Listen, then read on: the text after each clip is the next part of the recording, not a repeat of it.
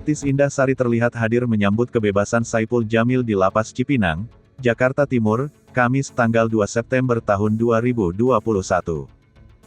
Pantauan Tribun News, Indah Sari terlihat sangat sibuk ketika menantikan Saipul Jamil keluar dari penjara. Bahkan, Indah Sari menjemput Saipul Jamil dan mengantarkannya menjalani agenda berikutnya setelah bebas dari penjara menggunakan mobil Porsche merah. Saat keluar dari Lapas Cipinang, Saipul Jamil menyampaikan terima kasihnya kepada Indah Sari. "Saya sudah dijemput sama Indah dan benar-benar indah pada waktunya. Pokoknya terima kasih doanya," kata Saipul Jamil. Pria yang akrab disapa Ipul itu tampak bahagia dan sumringah, melihat perhatian Indah yang begitu besar kepadanya saat menyambut kebebasannya itu. "Kalau ini mah bukan cuma setia lagi, super setia," ucap pria 41 tahun tersebut.